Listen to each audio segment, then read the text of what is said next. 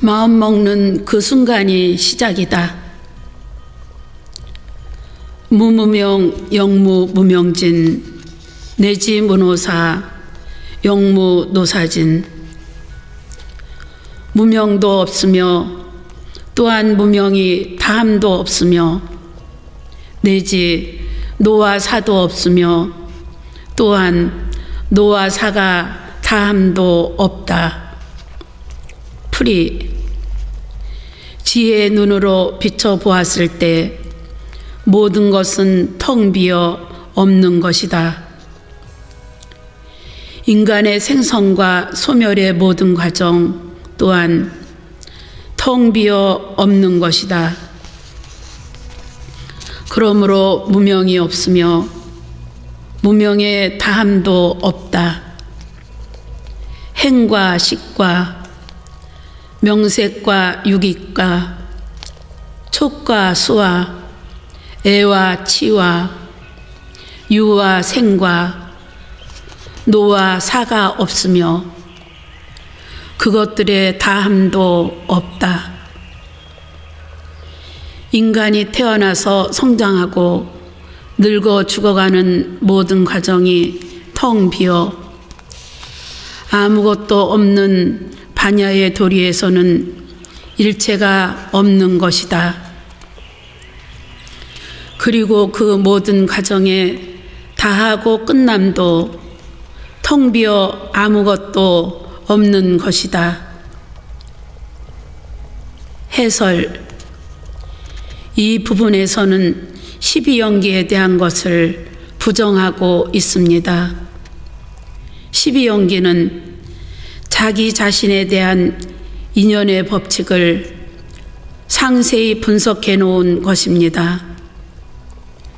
여기서도 내지라는 말로써 그 하나하나의 항목을 모두 생략해 놓았습니다. 이 세상에 많은 인연이 있지만 그 가운데서도 자기 자신에 대한 것이 가장 중심이 됩니다. 우주 또한 자기 자신을 통해 있는 것이며 이 우주의 주인은 곧 자기 자신입니다. 자기 자신의 인연으로부터 모든 인연이 성립되는 것이어서 12인연은 중요한 것입니다. 인간에 대한 생성, 변화, 발전, 소멸의 연결고리를 12가지 과정으로 나타낸 것이 12인연입니다. 이것은 곧 자신의 존재를 밝히는 중요한 대목입니다. 12인연은 자기 자신의 전체 삶을 그려놓은 하나의 그림에 해당됩니다. 부처님께서는 이 12인연을 관찰함으로써 깨달음을 이루었습니다. 부처님께서 6년 고행을 마치고 다시 명상에 들어갔을 때 그 명상 내용이 바로 12인연이었습니다. 인간의 생로병사가 출가의 동기였다면 12인연은 생사해탈의 동기가 된 것입니다. 12인연은 태어나기 전부터 태어나서 일어나는 과정과 살다가 죽고 죽은 후의 상태를 12가지로 분류한 것입니다. 다시 말해서 우리의 삶은 12단계로 탄생과 죽음을 반복하고 있다고 할 수 있습니다. 12인연은 구체적으로 무명, 행, 식, 명색, 유깁, 촉, 수, 애, 치, 유, 생, 노사의 12가지입니다.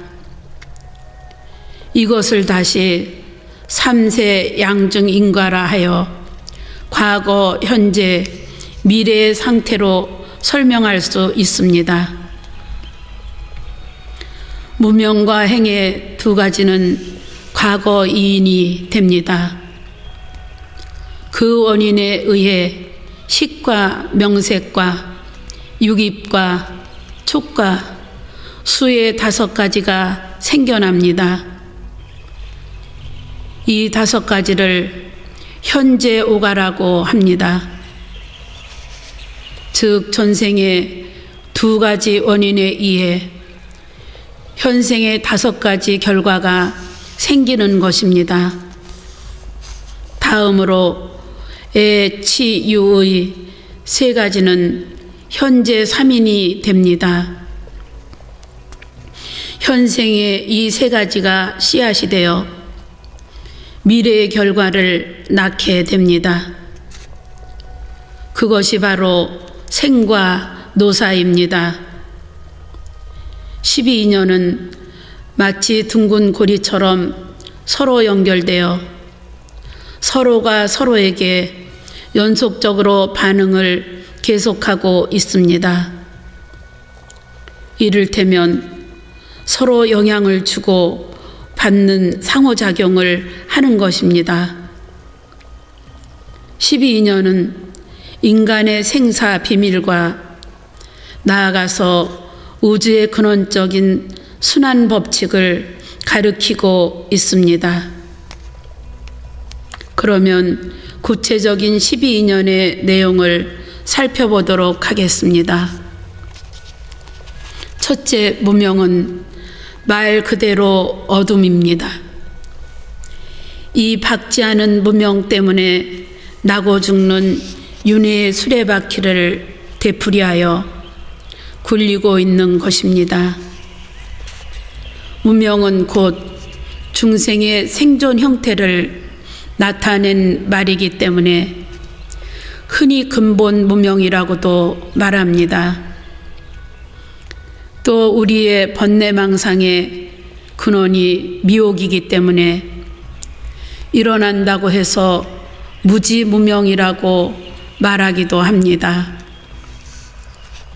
무명은 정신작용의 가장 초기 단계입니다. 그 제8식에 남아있는 정신세계입니다. 그래서 무명은 어머니 뱃속에 들어가기 이전의 상태입니다. 깨달음을 얻고 나면 무명의 세계가 깨어진다는 것입니다. 둘째 행은 어두운 정신세계에서 무엇인가 요동하며 움직이기 시작하는 단계를 말합니다. 다시 말하면 행은 잠재적인 무의식력이며 충동력입니다. 셋째 식은 무엇인가를 분별하는 인식작용을 말합니다. 새로운 생을 시작해야겠다는 사고를 시작하는 순간입니다.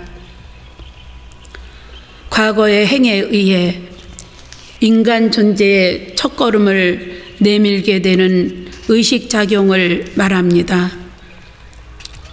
식의 상태는 이미 어머니의 뱃속에 들어간 때로 볼 수 있습니다. 넷째 명색은 어머니의 뱃속에 들어가서 받은 오온, 즉 몸과 마음을 말합니다. 이 단계에서 막연하게 정신적인 면과 육체적인 면이 나누어집니다. 다섯째 육입은 육처라고도 하는데 아니, 비, 설, 신의의 육군이 형성되는 시기를 말합니다. 다시 말해서 어머니의 뱃속에서 여러 가지 기관들이 형성되는 것입니다. 이때부터 외부의 자극이 들어온다고 해서 육입이라고 하는 것입니다. 경전에서는 어머니의 태내에서 제5주 정도가 되면 여러 근육이 완성된다고 말합니다. 여섯째, 초군 외부 세계와 접촉하는 시기입니다. 일반적으로 초기 시기에서는 느낌만 있을 뿐이지 느낌을 식별하는 기능은 없다고 말합니다. 촉은 태어나서 느끼는 단순한 인식 작용입니다. 이 단계에서는 촉을 통해서 무엇인가를 감지하는 것입니다. 일곱째 수는 감정을 감수하고 인상을 느끼는 능력이 발동되는 시기입니다. 수는 육입에서 한 걸음 더 나아가 분별하여 받아들이는 단계입니다. 예를 들면 싫은 것은 배척하고 좋은 것은 받아들이는 현상을 보이는 것이 수의 단계입니다. 여덟째 애는 애착심을 느끼는 단계입니다. 애착심은 애착하는 대상을 계속 진행시키려는 성질을 갖고 있습니다. 이성을 느끼는 감정은 바로 애의 단계입니다. 이를테면 사랑하는 것은 계속 이어지기를 바라는 마음이 생기는 것입니다. 아홉째 치는 쉽게 말해서 사랑하는 감정이 일어나면 그것을 끝까지 취하려는 마음을 말합니다. 즉 자기가 원하는 것이나 좋아하는 것을 취하고 가지려는 행동을 말합니다. 치는 곧 집착을 의미합니다. 또 치는 적성에 맞는 일을 찾는 경우도 이에 해당됩니다. 그 밖에 직업을 가지거나 명예, 물질, 사람, 돈 등을 가지려는 마음 또한 치가 됩니다.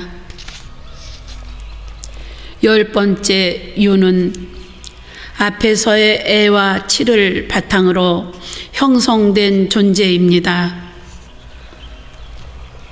또는 한 번 취한 것은 자기 것으로 하려는 소유욕을 말하기도 하며 애와 치를 바탕으로 하여 거기서 여러 가지 업을 만들어가는 과정도 됩니다. 11번째 생은 태어남입니다. 애와 치가 바탕이 된 존재가 삶을 시작하는 것입니다. 12번째 노사는 살아가다 늙고 죽는 것을 말합니다. 즉 늙고 병들어 죽음에 이르는 실존의 형태를 말합니다. 이와 같은 12갈래의 생존 양상은 이중적인 구조를 갖고 있습니다. 무명과 행의 과거 원인 때문에 식과 명색과 육입과 촉과 수의 현재 결과가 나타나는 것입니다. 또 그 5가지 원인 때문에 애와 치와 유의 미래가 생겨나는 것입니다. 애와 치와 유의 미래가 원인이 되어 생과 노사의 결과가 생겨나는 것입니다. 죽음 후에는 육신은 지수, 화풍의 4대로 변하고 영혼만이 남게 됩니다. 그것이 바로 새로운 생을 시작하기 전 단계가 되는 것입니다. 죽음은 깊은 잠과 형태가 유사합니다. 영혼은 깊은 잠 속에 있다가 다시 움직임을 시작합니다. 제8식에 잠재되어 있는 무명의 본능을 충족시키기에 인연 있는 곳을 찾아 움직이는 것입니다. 업식이 있는 동안 우리는 끊임없이 윤회를 되풀이야 합니다. 때때로 살아있는 동안 어떤 한 곳에 너무 집착하게 되면 영혼만 남게 되는 것이 아니라 곧바로 물질화되는 경우도 있습니다. 그러므로 평소에 애, 치, 유의 업을 잘 지어야 합니다. 생선을 싼 종이는 생선이 없어져도 오랫동안 비린내를 풍기게 되지만 반대로 향을 쌌던 종이는 끝끝내 향기를 풍깁니다. 그와 마찬가지로 자기 자신의 인연을 어떻게 가꾸냐에 따라 그 사람의 인생은 달라지게 됩니다. 둥근 고리 모양의 순환 관계를 가진 12인연은 그 어떤 것도 시작이 될 수 있습니다. 반드시 무명이 첫 시작이 되어야 하는 것은 아닙니다. 또 노사가 끝이라고 할 수도 없습니다. 불교에서 근본적으로 나이를 인정하지 않는 이유가 거기에 있습니다. 언제든지 자기가 마음 먹는 그 순간이 시작입니다. 시작과 끝이 분명히 있는 것이 아니기 때문에 현재 자기가 행한 업은 미래에 영향을 미치게 되는 것입니다. 우리가 마음 먹고 시작하는 그 순간이 곧 출발점입니다.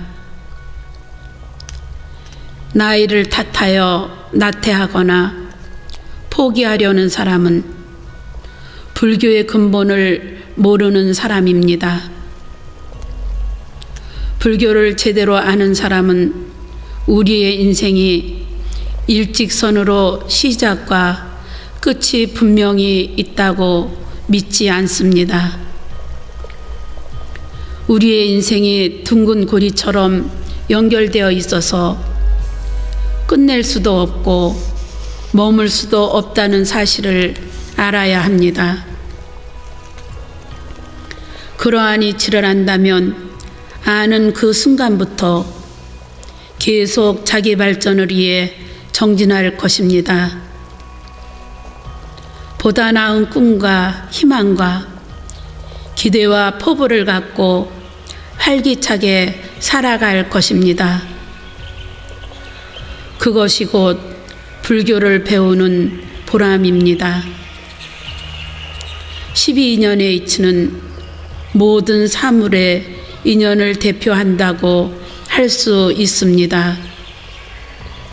그래서 12인연의 이치를 관찰함으로써 자기 자신의 본질은 물론 우주의 모든 이치도 한꺼번에 깨달을 수 있습니다. 부처님께서는 보리수아래에서 이 12인연을 관하셨습니다. 인간의 모든 본질을 거울 들여다보듯 환히 깨달은 것입니다. 12인연을 통해 현상과 내면의 세계를 빠짐없이 정리해 나간 것입니다. 자기 자신에 대한 문제 해결은 곧 우주 질서 전체를 하나로 보게 한 것입니다. 반야신경에서는 그러한 12인연도 모두 텅 빈 것으로 보아 무라고 표현한 것입니다. 인간의 존재 방식을 부정하는 것이 아니라 텅 빈 것이기 때문에 그것은 없기도 하며 있기도 한 것입니다. 있다는 것은 인연에 의해 잠깐 나타난 것입니다. 또한 그것은 영원히 있는 것이 아니기 때문에 없기도 한 것입니다. 반야신경에 나오는 무의 개념은 있다는 것의 부정이며 또한 없다는 것의 부정입니다. 그래서 있기도 하며 없기도 한 것입니다. 계속해서 영무무명진에서는 무명이 다한 것까지도 없다고 말하고 있습니다. 12인연의 하나하나를 관찰해 보니 무명이 다 끝나 무명의 밑바닥이 드러났는데 그것마저 없다는 것입니다. 영무노사진에서는 노사가 다한 것까지 없다고 하는 것입니다. 이 말은 결국 12인연에 매달려 있지 말라는 것입니다. 12인연이 텅 비어 무의 상태가 되는 것까지 깨달아야 확연하게 깨닫게 되는 것입니다. 결국 반야신경에서는 12인연마저 무로 돌려버리는 차원입니다.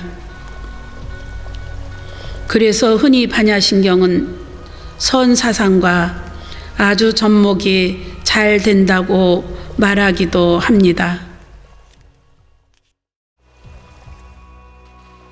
해결할 수 없는 고통이란 없다. 무고진멸도 고와 집과 멸과 도도 없다. 풀이 지혜의 눈으로 우리 인생을 관찰해 볼 때 삶의 근본이라고 하는 몸과 마음은 텅 비어 아무것도 없는데 그 몸과 마음을 의지하여 일어나는 온갖 고통은 아예 있을 수 없다. 따라서 그 고의 원인도 고가 소멸된 경지도 고를 소멸하는 방법도 있을 수 없다. 해설. 여기서는 고진멸도의 사성제를 부정하는 대목입니다. 사성제는 불교의 중요한 근본 교리입니다. 부처님께서는 성도 후 맨 처음으로 오랜 세월에 걸쳐 사성제를 설하셨습니다. 첫째 항목인 고성제는 우리의 인생은 괴로움으로 충만해 있다는 견해입니다. 불교는 고에서 출발한다고 해도 가언이 아닐 만큼 고의 인식은 중요합니다. 고의 대표는 생로병사의 사고입니다. 생로병사는 누구나 겪는 피할 수 없는 고통입니다. 태어나서 늙고 병들어 죽는 과정은 인간이면 누구나 겪는 일입니다. 그렇기 때문에 생로병사의 사고에 관해서는 체념해 버리는 수가 많습니다.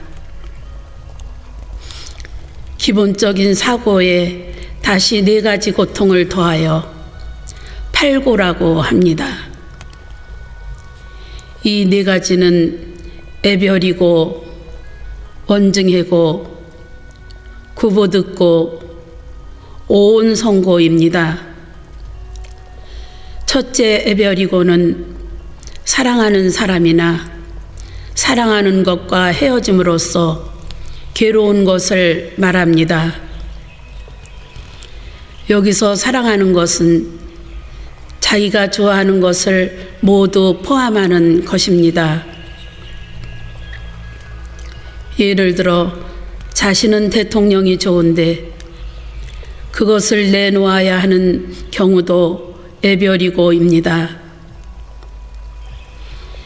자신이 애착하는 모든 것이 자기 자신과 벌어지는 상황이 되면 고통스럽습니다. 인간은 애착심이 강하므로 애별이고를 후사고 중 첫째에 둔 것입니다. 둘째 원증애고는 자기가 싫어하는 것과 만나서 괴로운 것을 말합니다. 미운 사람과 함께 있거나 만나게 되면 괴롭습니다. 원증애고는 사람의 관계뿐 아니라 넓은 의미로 자기가 하기 싫은 일을 하는 것도 여기에 해당됩니다. 예를 들어 자기는 반장이 하기 싫은데 기어이 맡아야 하는 경우도 원증애고입니다. 셋째 구부듣고는 자기가 구하고자 하는데 얻어지지 않는 데서 괴로운 것을 말합니다.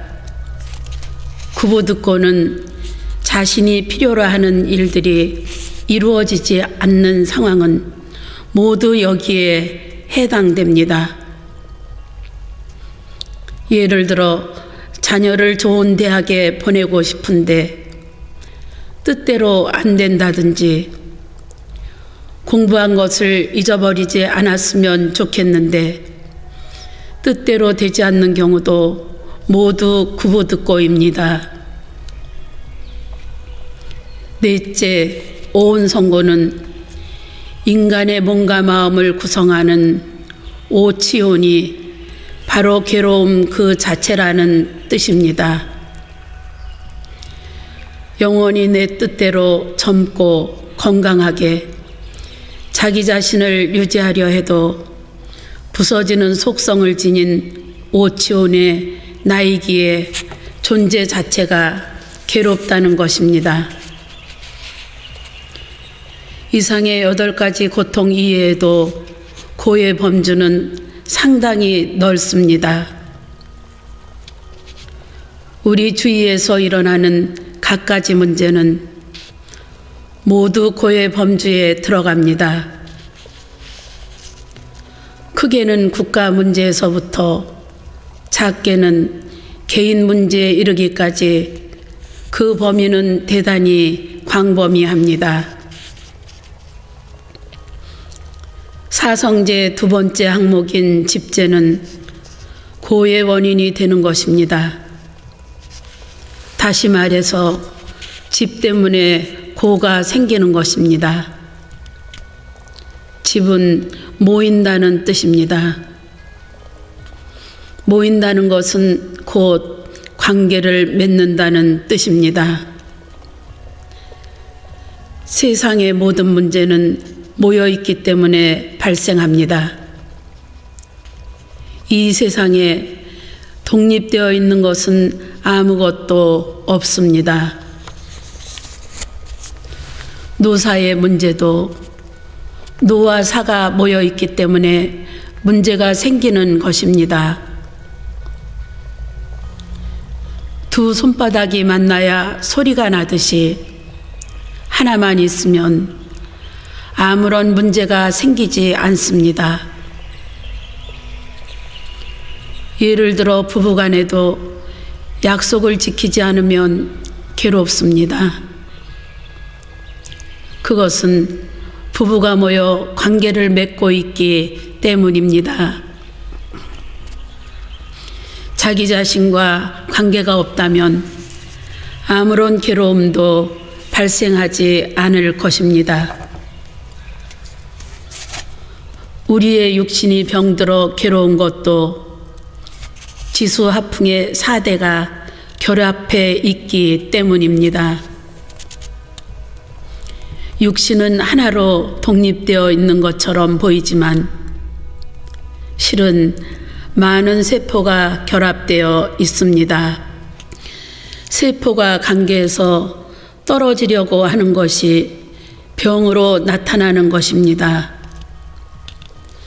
이처럼 고의 원인은 모여서 관계를 맺는 것에서 출발함을 이해해야 합니다. 그러므로 고의 원인은 집에 대한 명확한 이해는 고를 제거하는 한 방법이 될 수 있습니다. 사성제의 세 번째 항목인 멸제는 괴로움이 소멸된 것을 말합니다. 모든 인간 행위의 목적은 이고등락에 있다고 말합니다.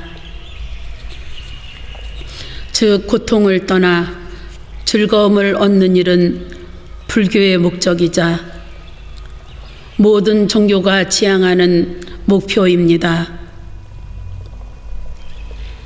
여기서 멸은 한순간 작은 문제가 해결된 차원이 아닙니다. 탐진치, 삼독이 완전히 소멸된 상태를 말합니다. 사성제 네 번째 항목인 도제는 괴로움을 소멸하는 방법을 말하는 것입니다. 그 구체적인 방법으로 8정도가 있습니다.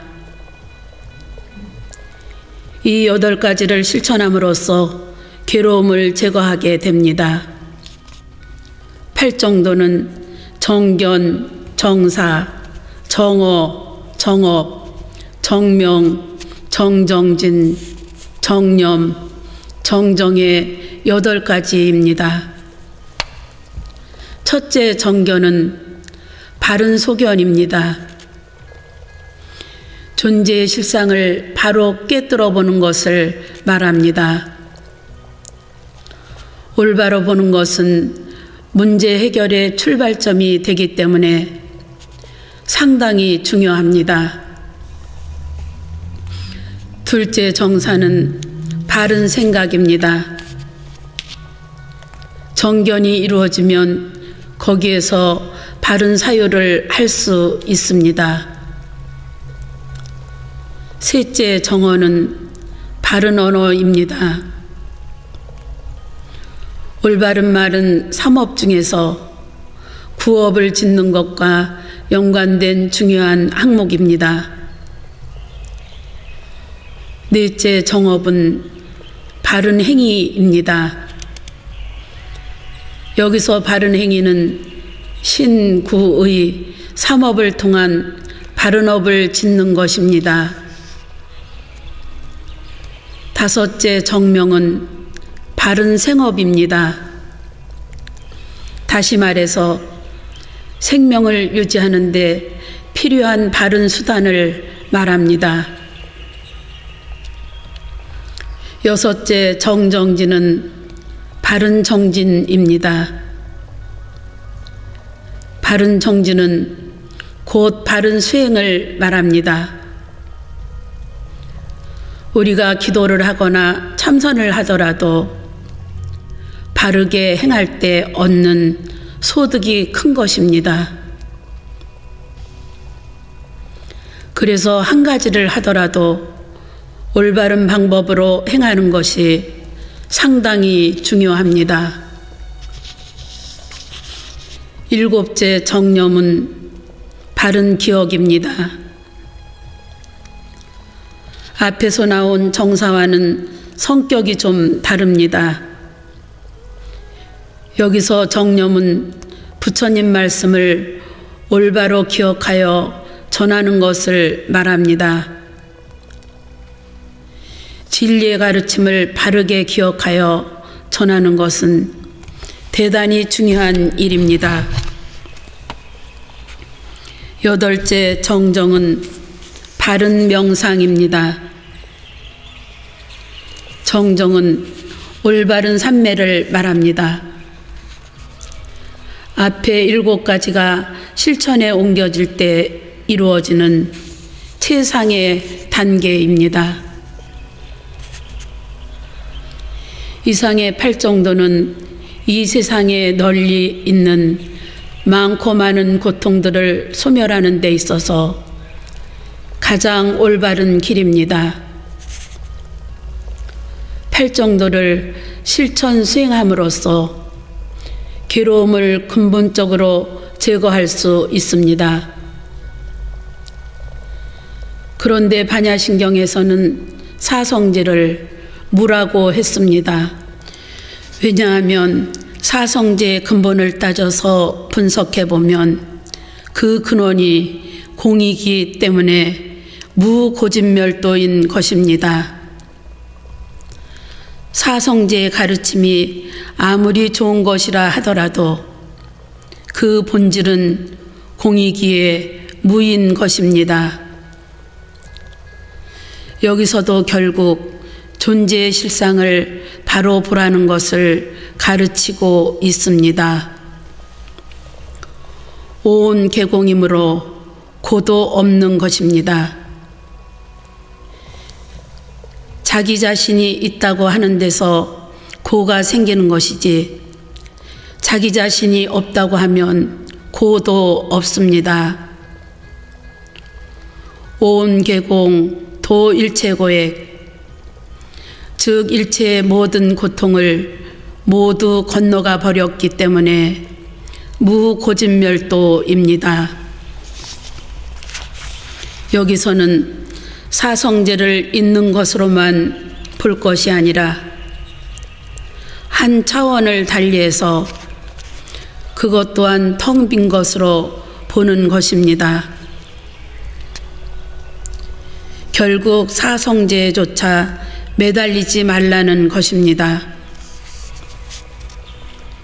부처님께서는 고진멸도의 사성제를 수없이 이야기했습니다.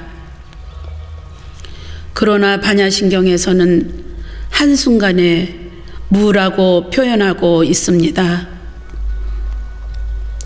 그것은 곧 차원을 달리한 경지입니다. 이런 경지를 뛰어넘을 때 공부에 진척이 있는 것입니다. 우리가 달을 보더라도 어릴 때 보는 것과 청년 시절에 보는 것과 노년이 되었을 때 보는 것이 다르듯이 같은 대상이지만 차원을 달리한 견해가 있습니다. 왜냐하면 존재의 실상이 공이기 때문입니다. 사성제의 견해도 서론에서 언급한 유와 무와 성의 입장에서 생각해 볼 수 있습니다. 유의 입장은 그대로 고진멸도가 있다는 견해입니다. 그러나 무의 입장은 무고진멸도가 됩니다. 또한 성의 차원에서는 고성제, 집성제, 멸성제, 도성제가 됩니다. 다시 말해서 고 그대로가 성스러운 진리라는 견해입니다. 반야신경에서 가르치고 있는 공의 이치는 부정을 넘은 부정을 말하고 있는 것입니다. 부정의 부정은 다시 강한 긍정이 됩니다. 반야신경의 핵심은 바로 거기에 있습니다. 무를 통한 강한 긍정을 읽을 수 있어야 합니다.